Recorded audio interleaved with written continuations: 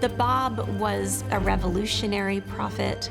His life was marked by drama and intrigue and tens of thousands of people following him.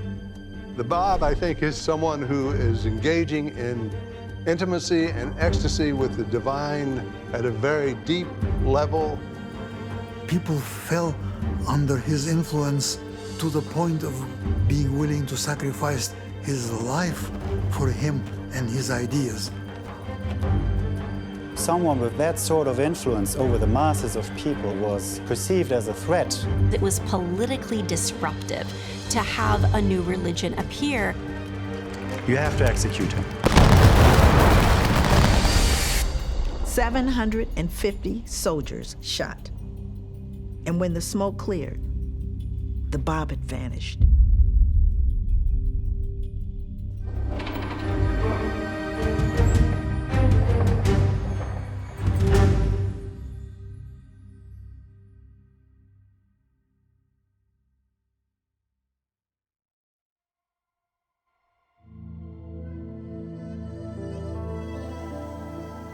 All major religions have prophecies of a promised one who will usher in a golden age. The Messiah, the return of Christ, the 10th Avatar, and the 12th Imam. Today, many have put aside these prophecies, never imagining that they could come true, especially in their own lifetime. But this was not always so. Less than 200 years ago, people all over the world experienced an intense and immediate expectation of a promised one. Major world religions, such as Judaism, Christianity, and Islam, were each independently identifying the same time period, the mid-19th century, for the appearance of their promised one. In England, France, Germany, Holland, Sweden, and other countries, Christians were actively waiting to receive the fulfillment of prophecies that they were convinced were imminent. In the early 19th century, especially for Protestants in America, there was a lot of religious fervor. Revivals were being preached in churches, out in the fields, and in these revivals, people were hearing that Jesus Christ would return again and that the world would be purified by fire. At that time, a man named William Miller became convinced that the second coming, or second advent of Jesus Christ, could be calculated to the day and set out to prove it. William Miller went through the Bible meticulously, and he matched historic events that had already happened with prophecies in both the Old and the New Testaments. And to his great surprise, he discovered, first of all, the first advent was there, prophesied in the Old Testament, and then that the second advent was coming. He compared the prophecies with actual historical events that seemed to fulfill prophetic promises, and computed very rationally the date when all the prophecies would be fulfilled. Thousands of people believed that Miller was right and flocked to what became the American Adventist movement, convinced that Jesus Christ would return on a specific day in 1844. One can imagine the heightened expectation of people, both the excitement and the fear of what was coming.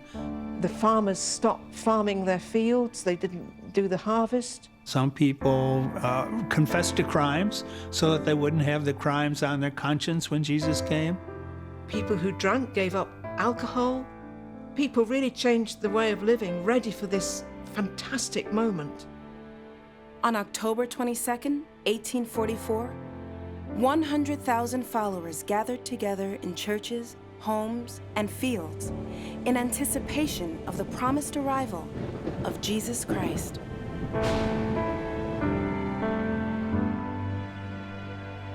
Well, when the sun came up on October 23rd, they had to confess to themselves that nothing happened. It was terrible. It was really terrible. They were completely distraught and weeping. The day became known around the world as the Great Disappointment. What I find fascinating is that a similar thing was happening in Persia amongst the Shia Muslims. And extraordinarily enough, the year that they were looking at in their calendar was 1260, which is 1844 in our calendar. While Christians in the West were awaiting the return of Christ in 1844, at the same time in the East, Shia Muslims also awaited a divine messenger under a different name, the 12th Imam. They believe that he was in a state of physical concealment. He was alive and present, but he simply could not be seen. They imagined that this 1,000-year-old person would return to the world as an agent of God to bring peace. That he would use the sword to become a political leader and rule over the world with justice. Every Shi'i in mid-19th century Iran, of course, had to believe this. Some of them perhaps hoped it would never happen because it would be a great shakeup, according to the prophecies in the Shi'i holy books. Things would be turned upside down. It wouldn't be business as usual when the hidden Imam comes back. Yes, justice would be established, but many things would change.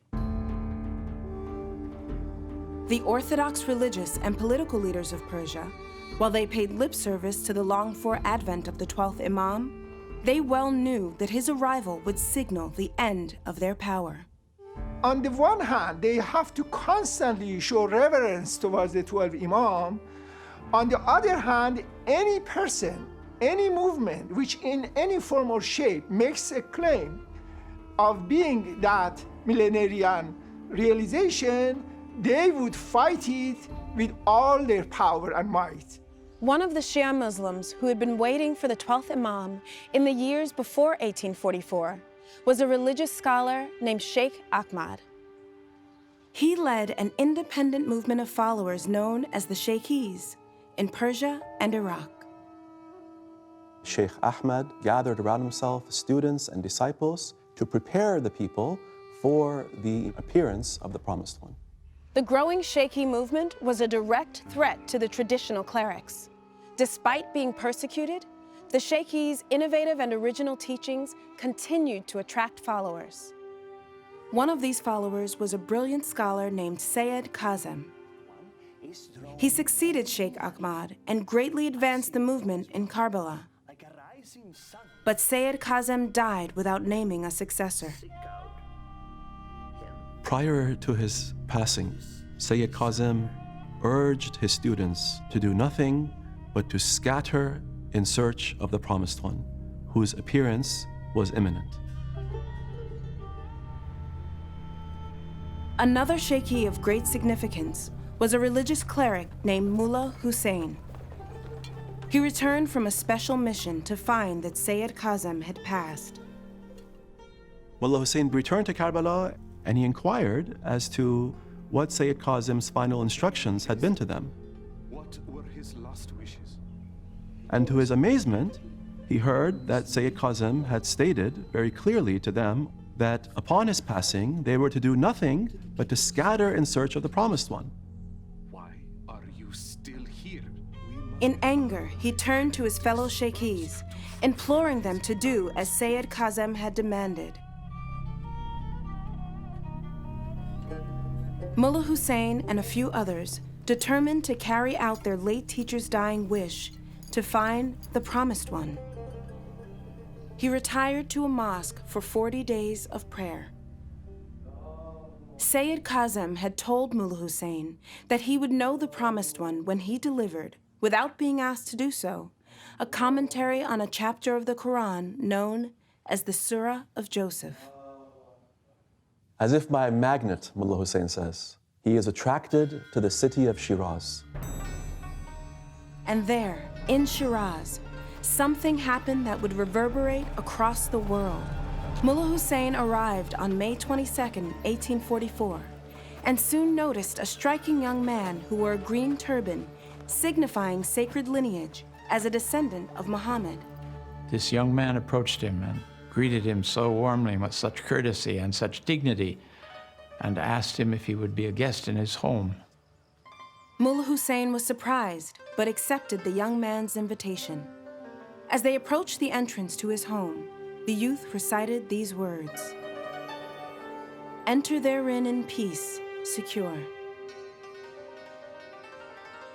After the two men shared refreshments, it was time for evening prayers. I have striven with all my soul. With the youth by his side, Mullah Hussein prayed to God that he had so far failed in his quest to find the Promised One. But he reaffirmed his conviction that God's promise faileth not. He was so focused on his mission that initially he failed to comprehend that the object of his quest was sitting right next to him. After prayers, Mullah Hussein sought to excuse himself, but his host urged him to remain and began questioning him about the prophecies of the 12th Imam. The young man asks Mullah Hussein, "In what way did your master, Sayyid Kazim, describe the Promised One?" The Promised One would be between the ages of 20 and 30. He would be of pure lineage, a descendant of the Prophet Muhammad. He would be completely bereft of any bodily deficiencies, and he would possess innate knowledge. The youth listened to Mullah Hussein's description of the Promised One, and then he said, "Behold, all these signs are manifest in me." Mullah Hussein was somewhat taken aback by this. He was a young man who wasn't even one of the learned class. He was a merchant, and yet he was making these claims. He's faced with this dilemma, could this be? But there was a hesitation because of how weighty this responsibility was, and he began to remember all the things that his teacher had told him about, the magnificence, the power, the knowledge of this individual. Then, without being prompted, the youth asserted, "Now is the time to reveal the commentary on the Surah of Joseph." This was the definitive sign Mullah Hussein was waiting for. That it would come from someone who is not trained in the religious sciences and come so automatically like that, out of the blue, must have been overwhelming. Thrilled by the beauty and rapidity of his revelation, Mullah Hussein listened as the youth declared that he was the Bab, meaning the gate, sent by God to usher in a new age for mankind and herald another prophet even greater than he. This was an astounding moment for Mullah Hussein, who found himself realizing that he was indeed in the presence of the Promised One. Throughout the ages, God has sent many divine messengers: Krishna, Abraham, Moses, Zoroaster, Buddha, Jesus Christ, and Muhammad. The arrival of the Bab and his ideas of progressive revelation mark a dramatic departure from traditional Islamic teaching. Traditional Islamic belief has it that Muhammad is the last prophet, so revelation has come to a close, and this will last until the day of resurrection when the world will come to an end. So they had this fixed and unchanging view of religion, as opposed to the Bab's view of religion as an evolution of God's will throughout human history, taking humanity forward. God progressively reveals truth and religion, spiritual guidance to humanity, and that guidance is given to us by teachers or prophets that appear to humankind at different moments in history, who bring teachings that build on each other, are consistent with each other, but are relevant to that time and that culture and that place in which they are given. Somehow the concept of progressive revelation, that religion renews itself, that no religion is final, this became a threat to the clergies in all religions. Persia, known today as Iran, is home to one of the oldest continuous civilizations on Earth and is considered one of the first great empires. When Islam swept through the region, Persia emerged as a center of the Islamic Golden Age, contributing significant culture, scholarship, and science to the world. But by the appearance of the Bab in the 19th century, Persia was in serious decline. They were suffering from a military defeat against Russia, so they were suffering economically. Poverty was widespread. The wars had been supported by the clerics, stating that it was incumbent upon them as a religious responsibility to engage in battle against these atheists from Russia. Naturally, it was expected that they would be victorious because they were fighting on the side of God. When they were not, when they suffered defeat, it was humiliating. There was anarchy in parts of the country. And on the other hand, you had power-hungry religious clerics that were challenging the state's authority. And the ordinary people were sort of crushed in between these two powers. It was a depressing condition of a country that once upon a time was great and now was brought down very low. It was in this environment that Sayyid Ali Muhammad, who would become known as the Bab, was born on October 20th, 1819, in Shiraz, Persia. He was a descendant of Abraham, and he was also a descendant of Muhammad, which gave him revered status in society. After his father died at a young age, he was raised by his mother and his uncle. He was receiving an education, but the teacher told his uncle that he didn't need to go to school to receive an education because he seemed to have such innate knowledge. At the age of 15, the Bab went to work in his uncle's textile business in the port city of Bushehr. He was known for his honesty. He was known for his spirituality. He spent lots of time in prayer. When he was 20, he traveled to Karbala, Iraq, a city held sacred by Shia Muslims. At this time, Karbala is the center of the highest intellectual developments in the world of Shia Islam, which was the Shaykhi movement. The Bab met a number of these disciples of Sayyid Kazem. And the Bab, in fact, sat on some of Sayyid Kazem's classes.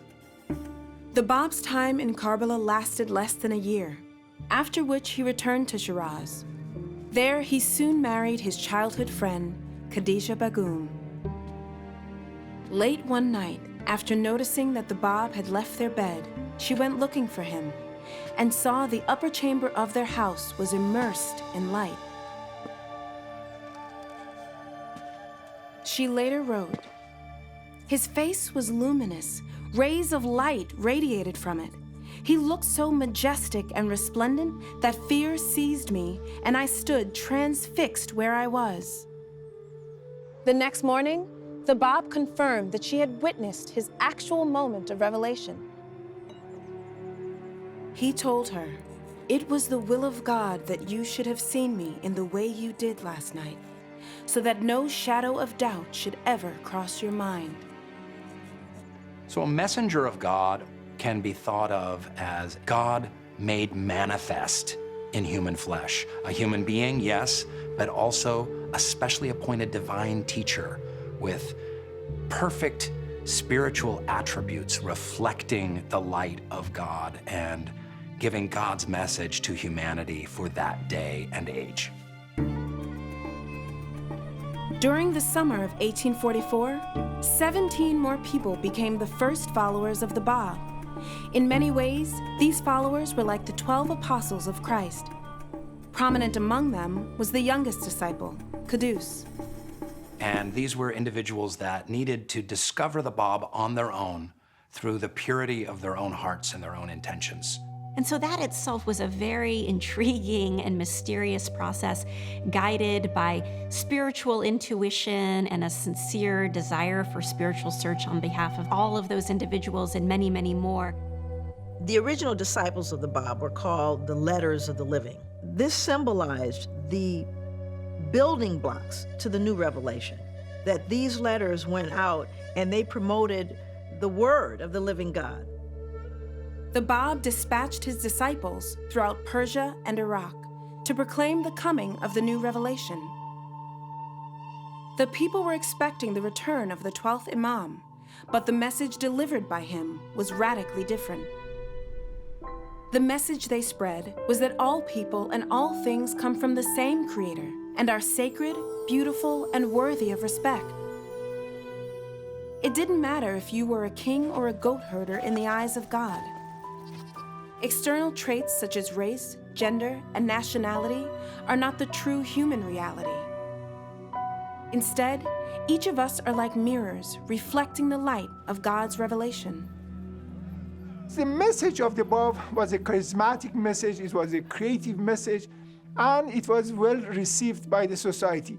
He reinvigorated the process of religion itself. He taught the purity of religious faith and devotion, that you could pray from your heart, that you could find the truth for yourself.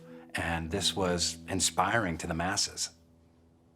He did what other prophets have done in the past, which is to reveal his claims gradually, because to put forward his full claims immediately would be too shocking for the people of Iran. One of the most significant and dangerous teachings of the Bab was that each person could have their own relationship with God without the direction, mediation, or intercession of a cleric.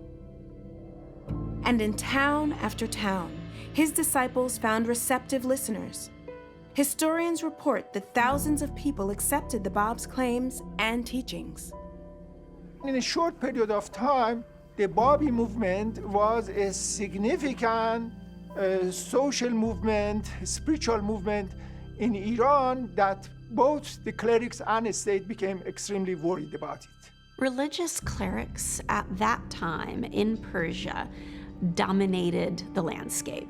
And so understandably, the notion that a prophet of God might be returning was very threatening to them. He's too young. He's not experienced. He doesn't know all the books the way we do.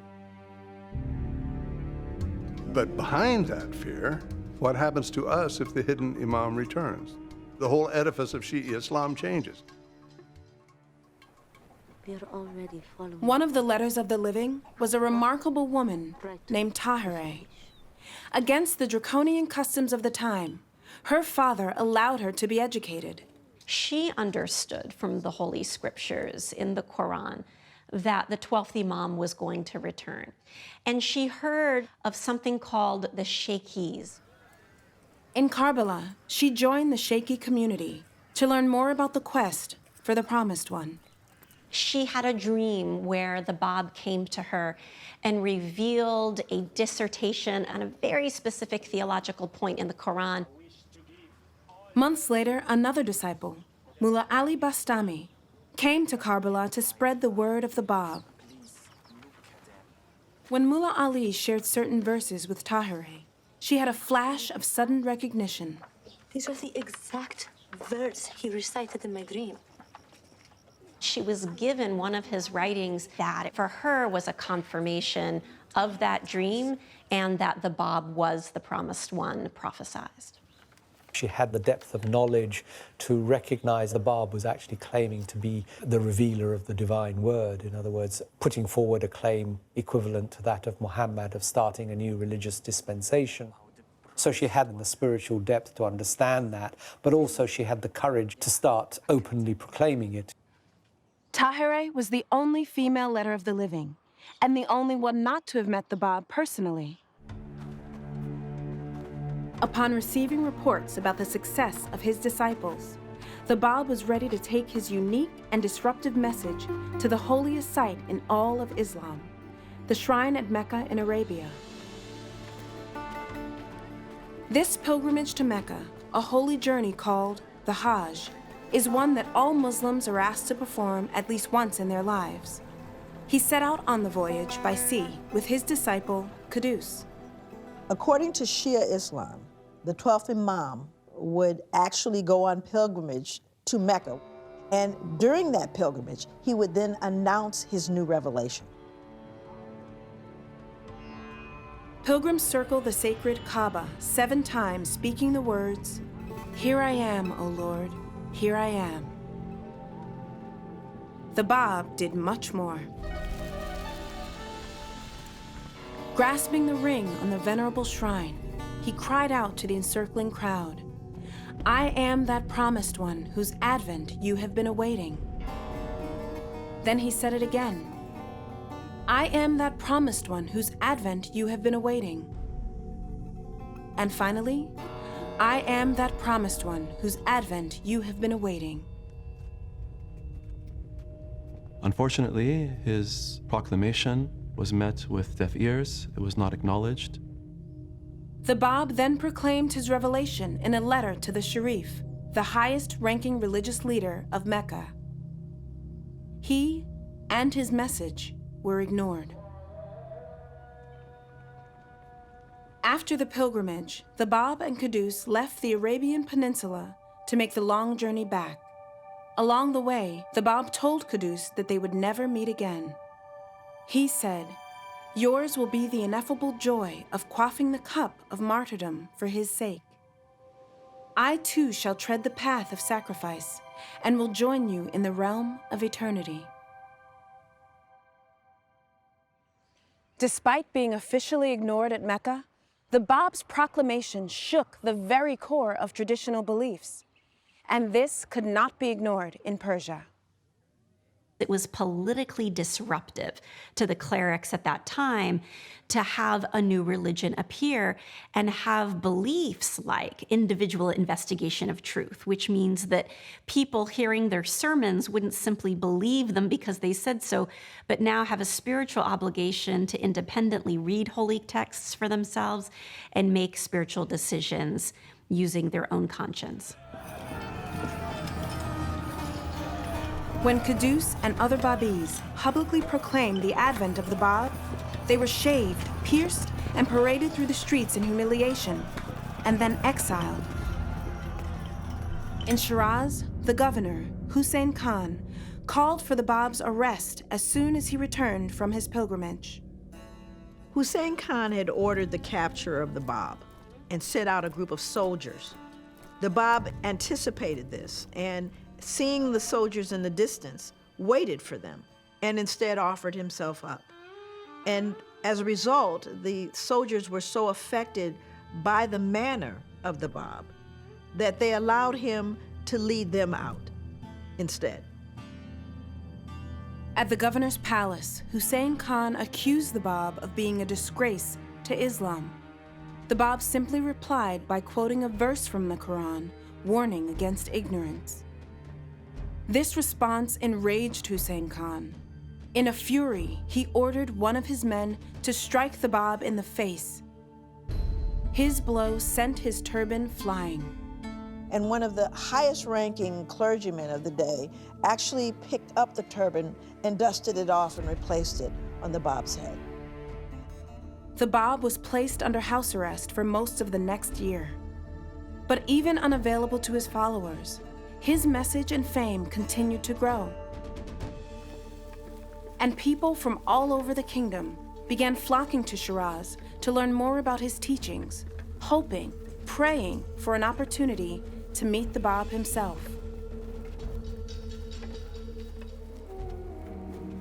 The king of Persia, known as the Shah, was finally forced to pay attention. Proceeding cautiously, he sent Vahid, his most trusted scholar, to investigate the cause of the Bab. Vahid is well known for his knowledge. He was famous for having memorized 20,000 traditions of the Prophet and of the Imams. Vahid made a solemn vow. If he found the Bab to be false, he would strike him down with the Shah's sword. If he found the Bab to be true, he would lay down his own life for him. And so Vahid came to Shiraz and set up an interview with the Bab. Initially, he was very arrogant. He considered himself infinitely superior to the Bab. But as the Bab started to reply to his questions and reveal the true extent of his own spiritual understanding, Vahid became more and more reflective and started thinking, I've underestimated this person. Vahid held a chapter of the Quran in his mind that without being asked to do so, the Bab would elucidate. And to his astonishment and shock, the Bab spontaneously delivered a commentary on that exact section. For the next 5 hours, he freely revealed the Word of God without interruption or hesitation. Vahid is thunderstruck at the eloquence, at the speed at which the Bab is revealing these verses, the like of which he had never heard before, and he immediately recognizes the voice behind this commentary is none other than the voice behind the Quran itself. Vahid later wrote, "If all the powers of the earth were allied against me, they would be powerless to shake my confidence in the greatness of his cause." Vahid was so won over by his experience with the Bab that he actually wrote the Shah and told the Shah that any of the disparaging comments that had been made about the Bab were absolutely false. And finally, he said, "I myself am now a follower of the Bab." When the Shah received the message of his most trusted scholar, he reportedly told his prime minister, "If Vahid is a Babi, we should stop belittling the cause of the Bab." However, the prime minister served in a sense as the Shah's spiritual guide. And Prime Minister Aghasi was very threatened by the claim of the Bab to being the promised one.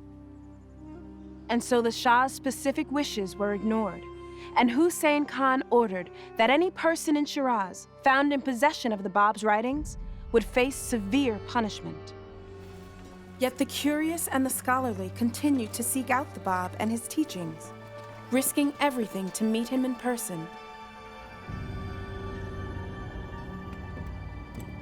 Hussein Khan ordered a raid on the home of the Bab's uncle in an effort to capture what he thought would be a large group of the followers. However, when they arrived, they found that the only people that were there were the Bab, his uncle, and a friend. After arresting the three men, they were heading towards the prison, but were confronted with panic in the streets.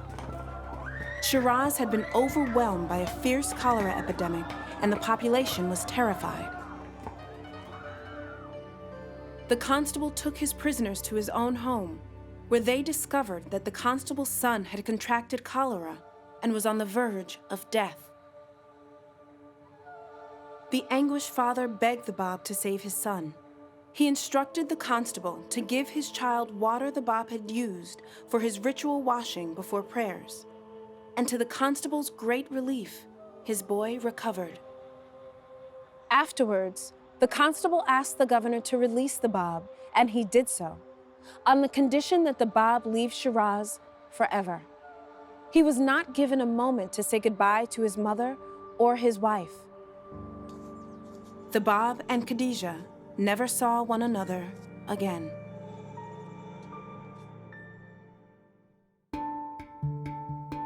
In exile, the Bab decided to go north to Isfahan. When he arrived there in September 1846, the Bab contacted the governor of Isfahan, Manashir Khan, in the hope that he could convince the governor of his authenticity. He was a very important, powerful man, at the same time extremely loyal and trusted by the king. He was listened to by everybody except a small group of particularly obdurate clerics. He was from Christian background, so although he acted as a believer in Islam, in his heart he really was not yet truly convinced. Manouchehr Khan wanted to investigate the claims of the Bab, and so he held a number of meetings at which, of course, the clergy was present always. During one of these meetings, Manouchehr Khan himself put a question to the Bab, and he said, "Could you find proof for the specific prophethood of the Prophet Muhammad?"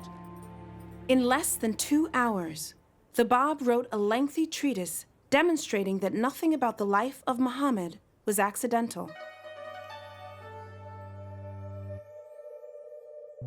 Through this, he shows that revelation of divine verses through the Bab himself is a continuation of that same mission of the Prophet Muhammad. The treatise the Bab wrote that day was so masterful that the governor immediately declared that his faith in Muhammad was complete. He said, "I testify to my belief in the Bab's superhuman knowledge and power, which no amount of learning can ever impart." Faced with the Bab's superiority, his enemies realized the power they were up against was far greater than they had imagined. Instantly, they understood their inability to challenge the Bab, and so refused to engage with him that day. Manouchehr Khan realized that because of the opposition now that was arising among the religious leaders, that the Bab's life was in danger. Manouchehr Khan became increasingly protective of the Bab and offered to donate his substantial wealth to further his cause. But the Bab refused this offer, saying his cause would triumph through the sacrifices of the poor and lowly. He intended to arrange for a meeting between the Shah and the Bab, because the Bab had been asking for this, and the Shah himself had also expressed his wish to meet with the Bab. But it was not to be. Manouchehr Khan passed away. The Bab's enemies had him arrested and sent to Tehran, the capital city, to face the highest authority in Persia, the Shah.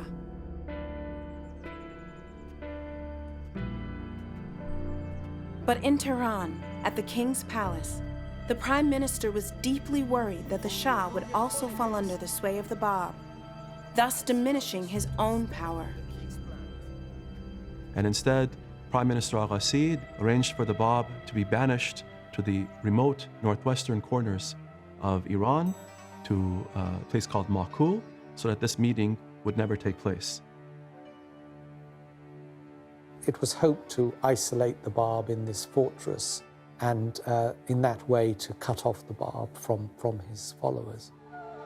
But the long journey took the Bab through the city of Tabriz, and it was there, reminiscent of the triumphant entrance of Jesus into Jerusalem, that the streets were filled with the curious and the devoted alike, all cheering and struggling to catch a glimpse of the Bab.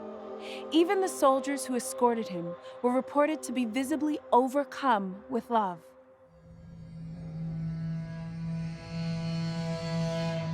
The Bab faced a solitary imprisonment at Maku, a fort surrounded by a huge rock that blocked out the sun. There, shadowy days stretched into long, dark nights. He was denied even a basic lamp for light. Yet he used this time to reveal hundreds of thousands of verses. Some of the most significant works of the Bab were revealed as he lay imprisoned in Makul, including the mother book of the Babi dispensation, the Persian Bayan. In these writings from prison, the Bab offered a radical reinterpretation of the day of resurrection. To the Muslims, it's very apocalyptic. It's the end times, it's Judgment Day, the dead arise from their graves, etc. The Bab taught that the day of resurrection was the day when a new messenger of God came, and it was the duty of all men to recognize this prophet. And the sad thing is that most Muslims missed out on the actual day of resurrection.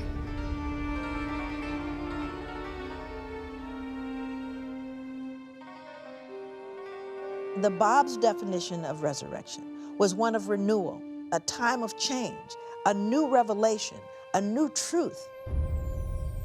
So this time of resurrection was one that should be celebrated.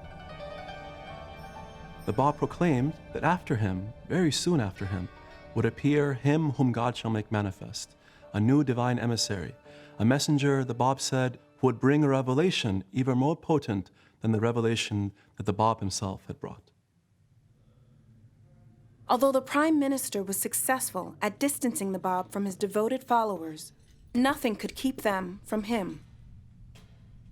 The hardened warden of Maku, gradually won over by the Bab, was becoming more lenient with his privileges. He allowed the Bab's followers free access to the Bab, and the whole point of the Bab being there, which was to isolate him, was completely lost because there was now free flow of people coming to the Bab and taking the writings of the Bab back to the rest of Iran. People would come to just hear his voice and the sweetness, the melody of his prayers. But back in Tehran, the prime minister was infuriated by his inability to suppress the Bab's growing movement or control his own warden. So he sent him to a prison in an even more severe location called Tariq. His plan was unsuccessful, as once again, the new warden was so moved by the Bab that he too discontinued the harsh condition the prime minister had commanded and allowed his followers, hungry for new teachings, to come to him. There was an embrace of modern ideas, such as giving women rights that did not exist in Persian society at the time. So for those who came to accept him and recognize him, this was a time of tremendous joy, tremendous gladness, because it was the fulfillment of their greatest wish to live at a time that witnessed the appearance of one whose expectation had been longed and yearned for centuries. Up to that point, some of the Babis were still thinking that the Babi movement was just a reform movement within Islam, while others were fairly convinced that no, it was an independent revelation. So the Bab issued a call to all of his leading disciples, wherever they were in the country, to come to a place called Badasht.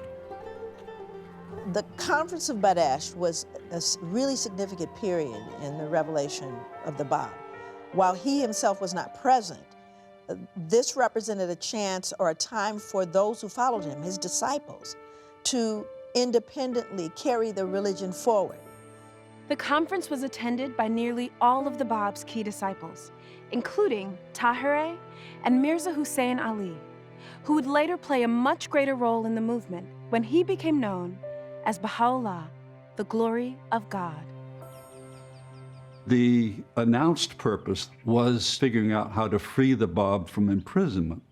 But the real purpose was to announce that the Babi faith was a revelation from God, and to announce the annulment, therefore, of the previous revelation, which included the laws that Muhammad had revealed in the Quran.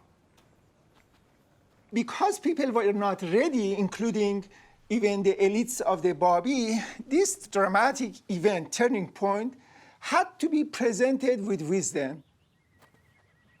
So the leading disciples conceived of a plan that would gradually lead the entire conference to the conclusion that this was, in fact, a new religious dispensation. But even they were in for a shock. Tahirih entered the tent, unveiled. It was absolutely shocking. It was a revolutionary act for a woman to reveal her face in the company of men. It was considered a sin just to look at a woman's shadow, and so to look at her face was considered an abomination. And for her to appear like that shook the faith of the people who were in the room. One man even tried to cut his throat. He was so alarmed by this happening. So even though they'd been led to the point of accepting that this was a new revelation, they were not expecting it to be a complete break with the norms of their own culture. She was making a point that the equality of men and women was now a reality thanks to the teachings of the Bab, and we were no longer going to do things in the old manner.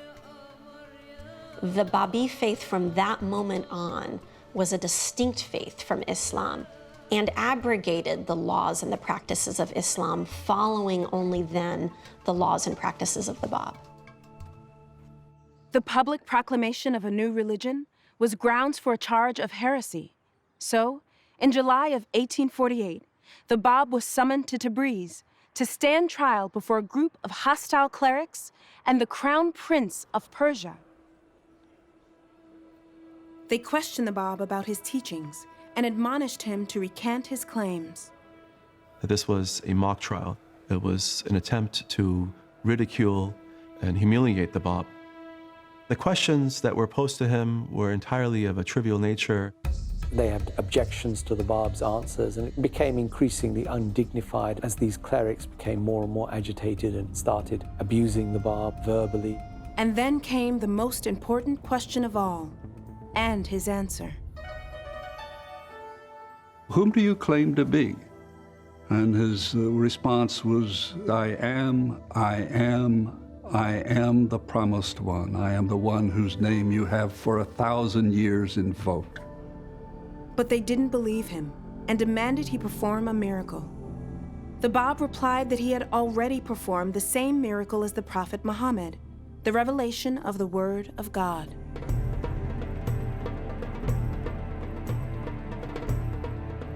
In their ruling, the clerics ordered that the Bab be subjected to a torture known as the bastinado, where the soles of the victim's feet would be violently beaten. The great irony of religious history is that the very first people to attack the new prophet are the followers of the old prophet, or let's say the clergy. Just weeks after the trial at Tabriz, the Shah of Persia died. Upheaval erupted across the kingdom. The Bab's followers were the most convenient scapegoats and were targeted by the prime minister as enemies of the state. In northern Persia, a group of Babis led by Mullah Hussein were severely harassed and some were murdered. Seeking to escape this persecution while observing the Bab's teaching of nonviolence, the beleaguered Babis petitioned the governor to provide safe passage out of town. The duplicitous governor agreed and sent a detachment of soldiers. But the Babis had been deceived. The soldiers turned on them and started shooting. Mullah Hussein led the Babis on a successful counterattack. The soldiers were beaten back, and the few surviving soldiers fled. Realizing that they would soon face a larger army, the Babis took shelter in a fort known as Sheikh Tabarsi. Battles were heroically fought in self-defense on the part of the Babis, and for several heroic months, the Babis withstood the onslaught of the forces that had gathered around them. The Shah's troops, even though there were many times the number of the Babis, much better armed than the Babis, seemed unable to take this makeshift fort that had been created by the Babis. And you have Mullah Hussein, a famous scholar. You know, he studies the Quran, and he probably weighs all of 97 pounds. And he's on a horse, and he's got a sword. And there were dozens of witnesses to him chopping through a tree and a soldier and a musket with one blow. But Mullah Hussein was later killed when a bullet struck him in the chest. Yet the Babis continued to hold out for months, frustrating the king's army. It was only out of a scheme that the commanders plotted that they were able to subdue the Babis. They swore on the Quran that they would not harm the Babis were they to surrender. The Babis realized it was a trick, but surrendered anyway out of reverence for the Quran.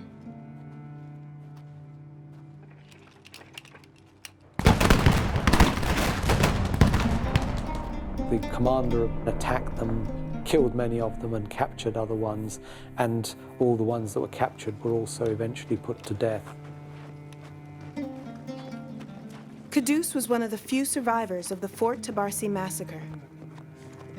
His story is a brutal example of the cruelty of those who opposed the new faith. Stripped of his clothes and chained, he was paraded through the streets in an eerie reenactment of the Passion of the Christ. The howling mob shouted curses and spat upon him.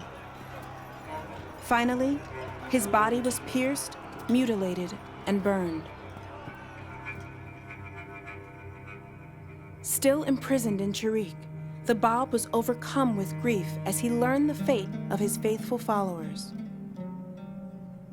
When he emerged from his grief, he resumed his writings, urging his followers to prepare for him whom God shall make manifest. In the summer of 1850, the Prime Minister of Persia ordered that the Bab be brought to Tabriz for public execution by firing squad. Along with the Bab was his companion, a young man by the name of Anis, who had asked to be with the Bab and to face the soldiers during this execution. The captain of the regiment assigned to carry out the execution was an Armenian Christian named Sam Khan. He had heard of the Bab and was deeply conflicted about carrying out his orders for fear of angering God himself over killing an innocent man. Sam Khan approached the Bab in the prison and stated that he harbored no ill will towards the Bab or his message, but that he was simply following orders. The Bab comforted Sam Khan, and he said that if your intentions are pure and what you say is true, rest assured that God will relieve you of this great burden that you carry. With this advice, Sam Khan decided he would move forward. And the guards came for the Bab, and he said, I'm not finished dictating my final instructions to my secretary. A very uncouth soldier said, the time has come, you must come now, it is time for your execution. The Bab said, no power on earth can prevent me from finishing this final task. The guard ignored the Bab's warning and led him to the public square. There, he and his young follower Anis were suspended with ropes against a pillar. Thousands of people had gathered to witness the execution of the Bab. There were people on rooftops. There were dignitaries, there were journalists, and people from every walk of life. Because it was a big thing. They were killing a descendant of the Prophet. A firing squad of 750 soldiers from the king's army moved into position. To show the majesty of a state and also the fear of the government. They thought that the Babis might engage in an armed insurrection. The order was given. Fire! The soldiers fired. The smoke from their hundreds of guns filled the square. And when that smoke cleared, Anis stood unharmed, smiling, and the Bab had vanished. The people were absolutely astonished. They could not believe their eyes. They were filled with fear and awe. What had happened? How could 750 rifles have missed? And yet, the Bab was gone from sight. So there was this quick search to find where did the Bab go to? And they found him back in the room inside the prison, speaking to his amanuensis, his secretary. The Bab turned to them and said, now that I have concluded, you may do with me as you wish. Meanwhile, Sam Khan told his regiment of Christian Armenian soldiers, that's it. We've done our job once, we're not going to do it again, and he left. A second regiment was assembled to execute the Bab. As the Bab was suspended for a second time against the pillar with Anis, he spoke his final words to the multitude. Had you believed in me, O wayward generation, every one of you would have followed the example of this youth. The day will come when you will have recognized me. That day I shall have ceased to be with you. At that point, the command was given again for the soldiers to shoot, and the Bab and his companion were executed.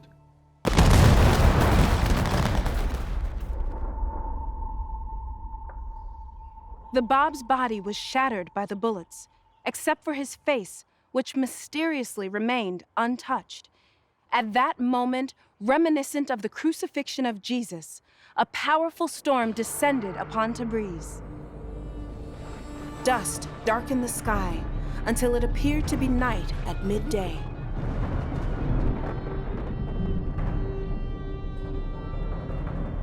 There are many accounts of what happened that day, including from government sources. They differ in some details, but the one fact on which they all agree is that the first volley fired by the Christian regiment missed the Bab completely. The Bab consistently reject their miracles as a proof of the truth of the prophet of God. But the Bab goes further than this. He forbids his followers to attribute any miracle to him. And therefore, the final event in the life of the Bab is not defined as a miraculous event, yet there is really no plausible explanations for that. And therefore, it remains a mysterious event in the sacred history of the world.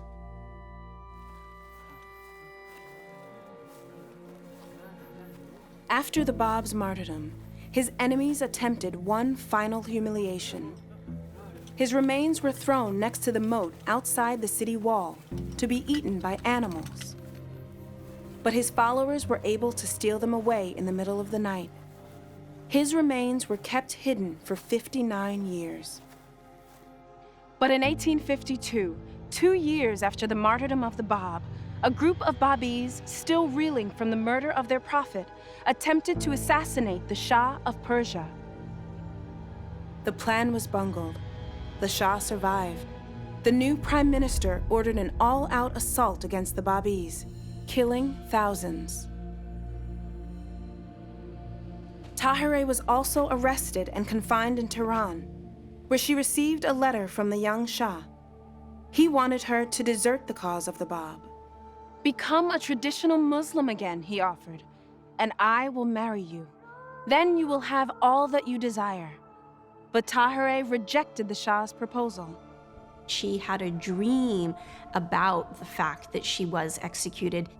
She then began to fast and she began to pray. When they came, Tahirih somehow knew they were coming. She perfumed herself and she dressed herself in her wedding gown for her execution. Tahirih's last reported words were, "You can kill me as soon as you like, but you cannot stop the emancipation of women." By late 1852, the cause of the Bab was teetering on the brink of extinction, with only one leader left alive, Baha'u'llah. He was tortured and thrown into the horrible Tehran prison known as the Black Pit. It was here that Baha'u'llah, in the company of other Babis, received the first intimations of his mission when a maiden appeared to him and he realized that he was the one whom the Bab had foretold as him whom God shall make manifest. He describes the experience as being like a cascade of waterfall flowing down over him, sort of divine revelation flowing down upon him. In 1863, Baha'u'llah publicly declared that he was him whom God shall make manifest, the fulfillment of the Bab's mission, the promised one for all faiths. He suffered years of persecution and exile, finally bringing him to the Holy Land, Israel. So Baha'u'llah essentially expanded the blueprint that the Bab had laid down, calling for the harmony of all humanity, elimination of racism, elimination of sexism, elimination of extremes of wealth and poverty, essentially fulfilling the goal for which the Bab had laid down his life. Baha'u'llah instructed that the Bab's remains be brought here, to Haifa, where a shrine for him was constructed. Today, the earthly remains of the Bab rest under a stately golden dome, bathed in the light he was so callously denied during his brief ministry.